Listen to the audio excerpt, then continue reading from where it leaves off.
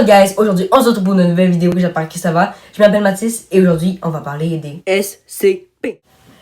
SCP est un endroit sécurisé et caché de la surface de la Terre. Les SCP sont des phénomènes surnaturels dont certains peuvent être inexplicables et confinés dans leur cage dédiée à leurs pouvoirs paranormaux ou parfois même bizarres. Il pourrait même avoir des SCP qui pourraient traverser les murs.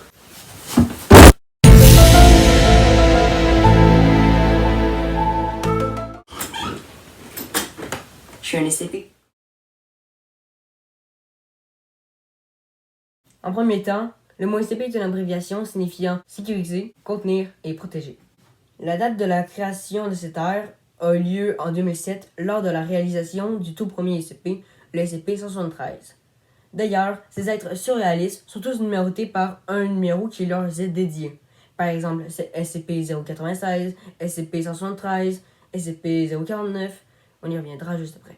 Ces phénomènes peuvent être des objets, des esprits, des humains comme nous, mais plus difficiles à tuer, donc résistants et plus forts. Je vais vous parler de chaque rôle que les personnes ont qui participent aux opérations de la Fondation SCP et les différents rangs des SCP. Le tout premier étant le moins important se nomme la classe D. Ce sont eux qui contribuent aux expériences en lien avec les SCP et savoir ce qu'ils sont capables de faire et leurs pouvoirs paranormaux. On pourrait dire qu'ils sont tout simplement des cobayes qui doivent obéir aux moindres ordres de tout le monde puisqu'ils sont au bas des classements. La grande majorité des prisonniers qui font partie de cet établissement sont condamnés à mort. Le deuxième rôle dans l'établissement est le rechercheur. C'est lui qui s'occupe d'amener les prisonniers vers l'enclos où le SCP se retrouve. C'est lui qui doit observer et noter les résultats donnés lorsqu'un humain rentre en contact avec un SCP. Il doit également s'assurer que le SCP ou le détenu en question reste dans le lieu où il est supposé être et ne doit pas s'enfuir. Le troisième rôle est le cadet. Lors d'un danger, ils doivent protéger le rechercheur parce que le rechercheur est très important pour les expériences qu'il doit faire envers les SCP avec les détenus. Dans cette classe, il existe plusieurs positions. Je m'explique.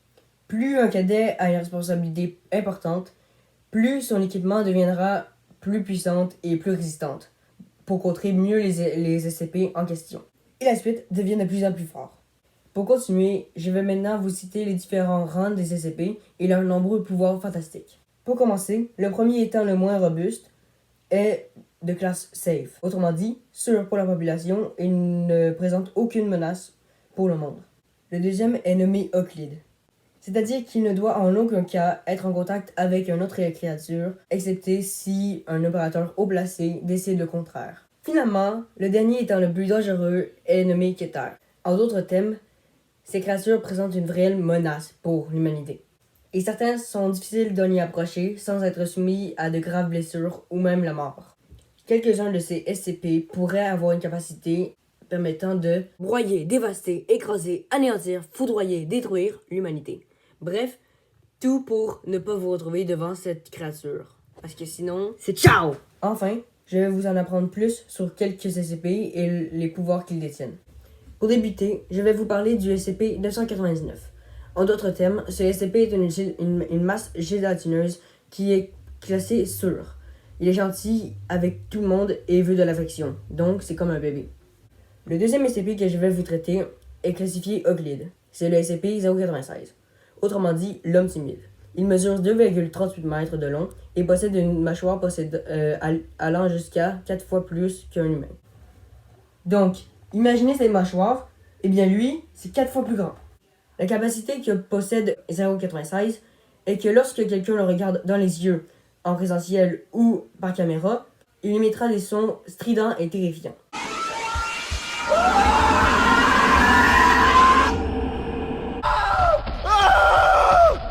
Pendant 2 minutes. Après ces minutes écoulées, SCP se relèvera et voudra immédiatement vous tuer à une vitesse de 35 km/h.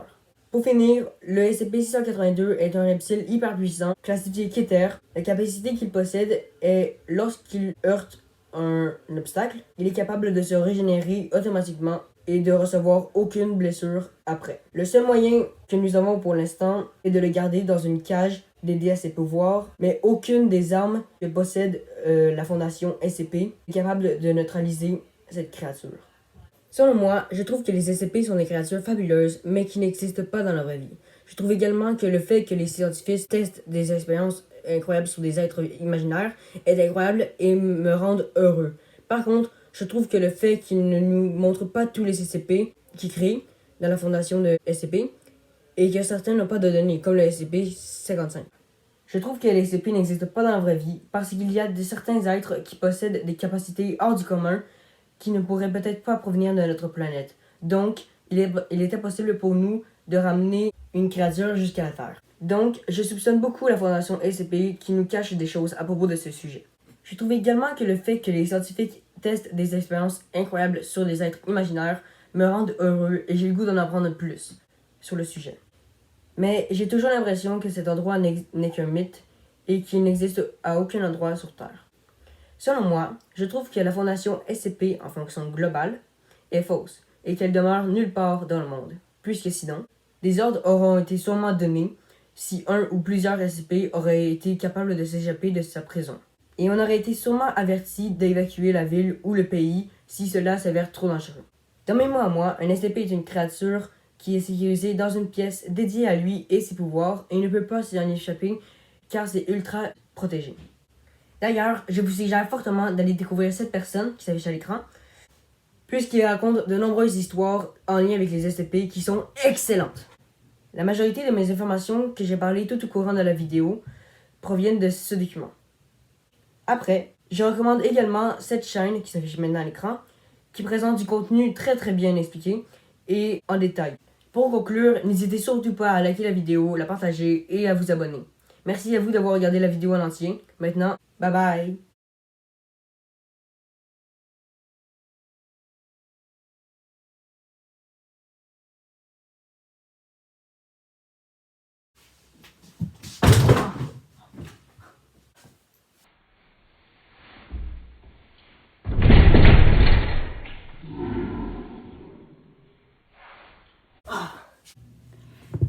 마치 씨. 지면